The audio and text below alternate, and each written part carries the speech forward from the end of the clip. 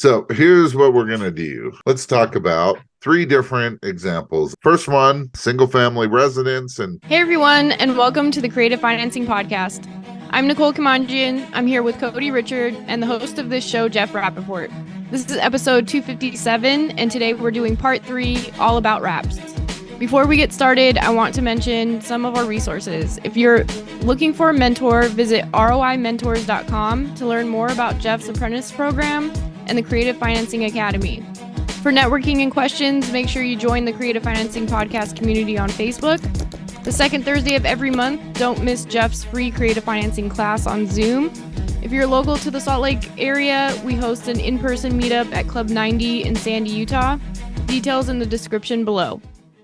All right, thank you all for joining us. We're in episode 3 of our example time 4-part series. That's right, of wraps, all about wraps. So we did a good amount of comparing exact wraps to subject to, how we can use wraps in different situations. Now we're going to actually put it to work. And I wish I understood how I could turn off my phone, and I don't know why it's not off, but you just toss it out the window. I might have to. All right. So here's what we're going to do. Let's talk about 3 different examples in the next 2 episodes. Okay. So first one, single family residence. And by the way, can we do this on single family? What about multifamily? Yeah. Yep. What about commercial? All the above, right? What about expensive commercial? 10 million, 15 million, 50 million. I don't see why not. Yeah, I'd say It so. all works, right? It all could work. Actually, I had a lead brought to me today for $89 million. And Ooh. the biggest issue that we have is being able to show proof of funds for 15 million. And we'll see what happens. So, Well, with an assumable and loan, you're wrapping Cody, it? assumable Assume loan, it? yeah, and they're willing to finance a good portion of the balance of the equity. So we'll see. All right, so we're going to talk single family, and here we have little equity. Okay, so we have an ARV of 400,000. They owe 375, 3.4% interest amortized over 30 years, 1707 a month principal and interest payment. Property's in good condition. They're asking 385. Okay. This is the kind of lead that we're going to start seeing more of, right? Because people that bought in the last couple of years, especially if they bought FHA or VA with little to no money down, and their property has gone up, but now their property's coming down. Now they don't have as much equity or no equity, but they have something very important. Yeah. That nice low interest rate, right? Yeah, 3.4% is great. Yep. We're going to make one or the other type of offer here. Okay. So in this case, offer 1. Make this offer if you plan on wrapping the loan to another end buyer, or you're going to hold the property as a rental. So this would be more like a sub 2. Okay. So we could do it exact wrap as well, but I wanted to show it's just as easy to do either one, right? Where, hey, we'll give you the purchase price of $385. We'll put $10,000 down payment. In this case, subject to the mortgage, loan's going to stay in your name for the next 15 years. And then we're going to have a balloon payment, and we're going to pay off whatever the remaining balance is on the underlying loan, right? Okay. And when you say you're wrapping it to another end buyer, would that be a landlord or a owner occupant? Or Yeah, it just wouldn't one matter. of those? Yeah, it Okay. wouldn't matter, because really what happens, and this is why I said that you could still do it as subject to, is that I'm still in that chain, right? I'm the one obligated to the seller. Okay. If I buy your house, Nicole, and I say, I'm going to buy on these terms, and then I sell it to you, Cody, at 415,000 with Hmm. 40 grand down, and whatever the rest of the terms are. If you stop paying me, does that mean I stop paying Nicole? I'm Nope. responsible to Nicole, right? So I'm going to maintain that responsibility. If Cody's not paying me, then I got to work with Cody to either get him paying, get him out, find someone else, do it all over again. But that's my responsibility. So So if I'm you'd in the be middle, I don't mind. so you would be like buying it subject to in this example and then selling it contract for deed or as a wrap all inclusive. Yes, that is Okay. correct. Yeah. Okay. Okay. All right. So now let's look at offer two. So we just did that sub two. Now make this offer if we're planning on wholesaling the property, right? So same kind of situation. I don't know if you could wholesale this, although we'll look at that in just a second. But purchase price is 385. We're going to put down 10 grand. There's going to be a new note. Okay. We're going to create the same note as 375 and whatever balance. The interest rate's going to be the same, 3.4, whatever it was. Monthly payment will be 1707 and the term will remain the same. Okay. We do it again for the 15 years, and we can actually use this. We could actually calculate our balloon payment so we would know Hmm. basically what it would be. But we can use this for any scenario, but make sure to use the exact wrap if you're planning on wholesaling this, right? So we could go back to this scenario. We can do it as exact wrap, no problem. But here, you'd want to if you're wholesaling it. Okay. And this, I have a question that's kind of in the weeds of an Yeah, exact rep, but if you're starting this loan as an exact rep, wouldn't it amortize? You'd have be paying more interest than what the underlying loan is, right? Because it's further into the amortization. that's right. So how would that affect you? Could you be losing equity every month, right? Really, Or what no? you're going to want to do is put that even though you're creating this new note, it's the new note is, let's go back and look at where it is in the amortization schedule. I don't even necessarily have to create this note with an interest rate or whatever. I could look at what the amortization is, and this is what I'm hoping my title company and or attorney would do for me, which Hmm. is, hey, figure out where we're at and calculate it like, hey, this will be paid off within whatever this is, and it might not be exactly 3.4. It's not like I'm creating a new note. It's Okay, identical to the underlying note, right? that Because you makes would be sense. right. If this was 10 years in, we're paying down more principal than we were when we started, right? It Yeah. continues to build up. So if we're creating a new note, we're paying more interest starting out, not principal. So we are basically whatever that underlying note is. I don't care if it's 3 years in, 3 months in, or 26 years in. It will be identical to that underlying note. Okay. Yeah, that makes sense. All right, so let's talk about some exit strategies. So, depending on what the property could rent for, we could hold that as a rental, right? We could do a potential lease option, or we could potentially wholesale it to a landlord. I don't know if any of those would work. I didn't really look into what those would be good for. Let's talk about the main one, which would sell to an owner occupant, right? Because hey, if this property is in good condition in a good area, we could either wholesale this property to them by just raising the price and raising the down payment, right? And then passing on all the rest of the terms, which were great, 3.4%, 1707 a month. That would be a score for an owner occupant, right? Or we could stay in the middle where we buy Hmm. the property and now we change the terms to the owner occupant. We want more money down, higher price, a higher interest rate.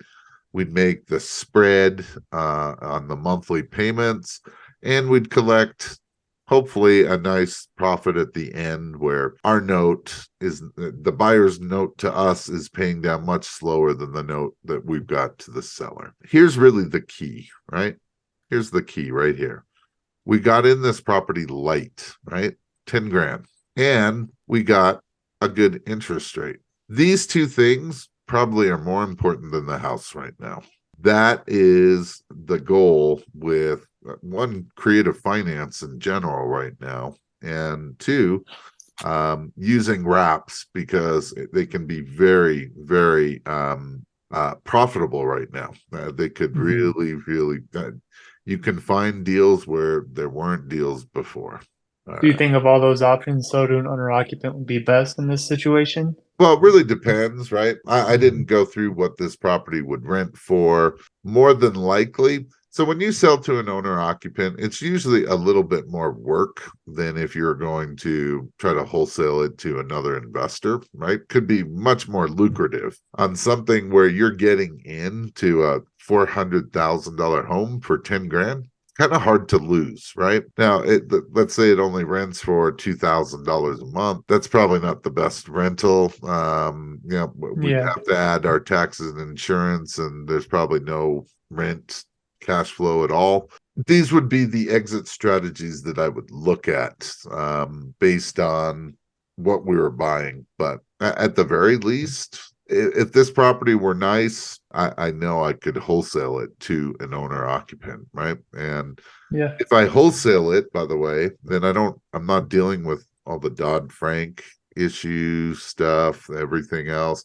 And hey, I probably could make a quick 30 grand, which, hey, is better than most wholesale at, your average wholesale fee doing it, selling stuff at a discount, at a significant discount. We're not getting really any discount here.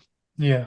Okay. That makes sense. All right. So let's talk about, are there any questions?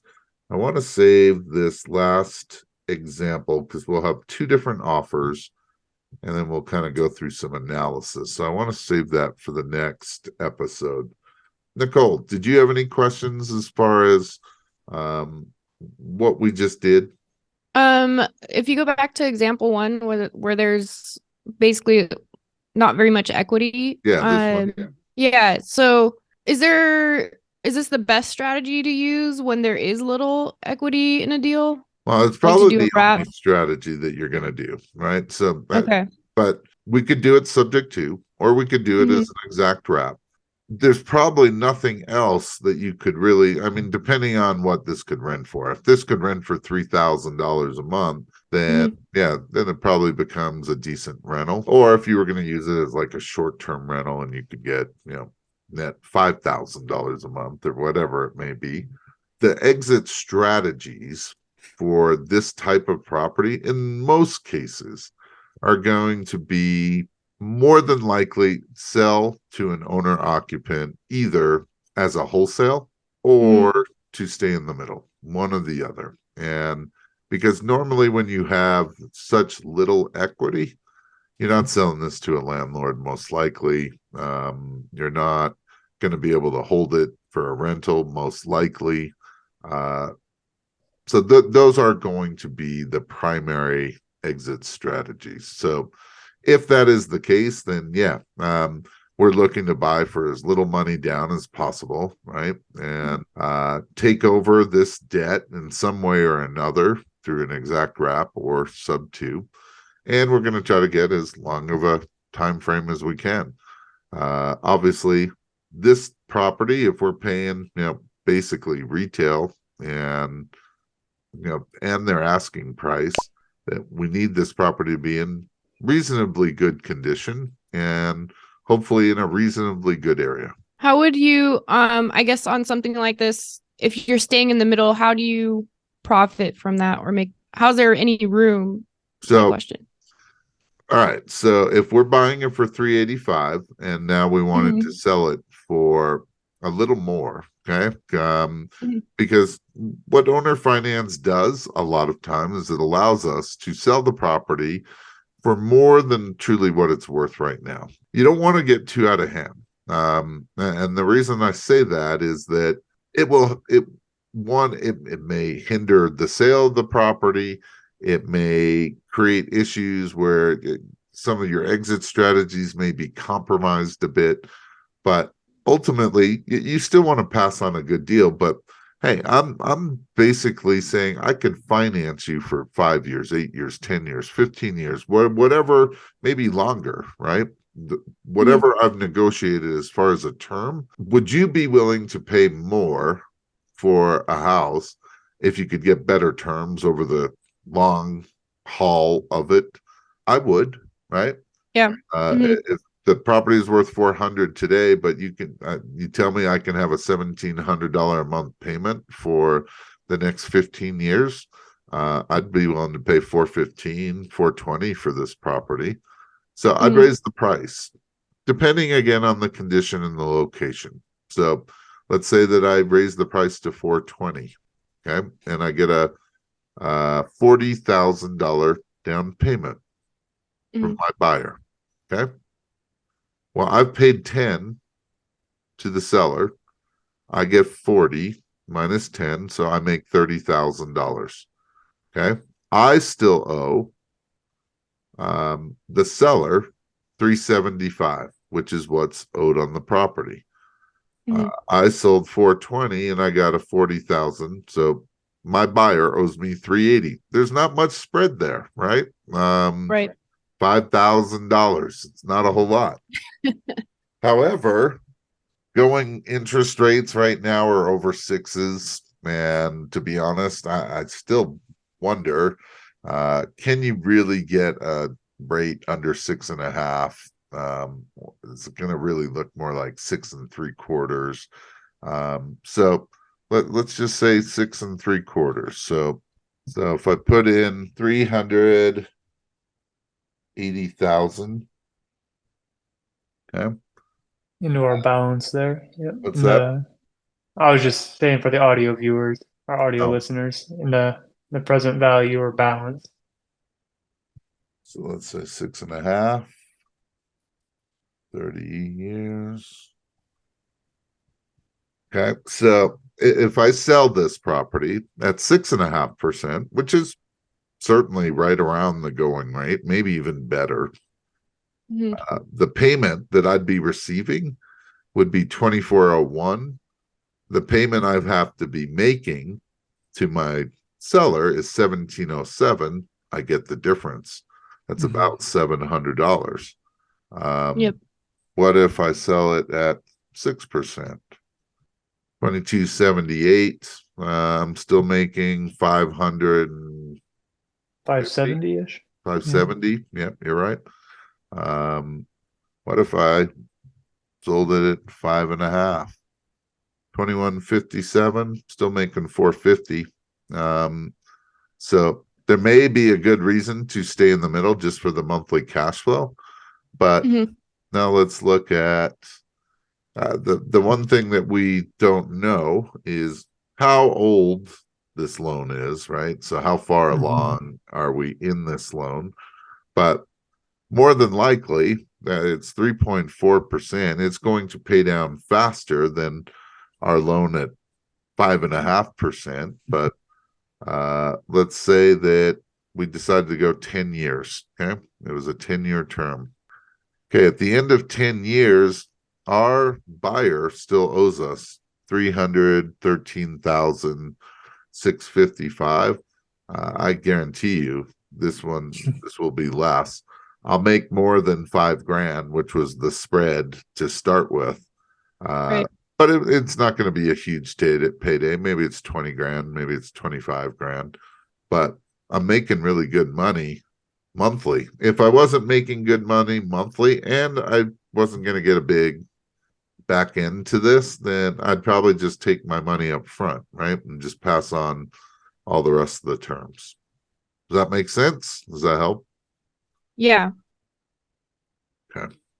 All right. Any final questions? And we will move on to our very last episode in this. No questions over here. All right. Well, go out and create some terms.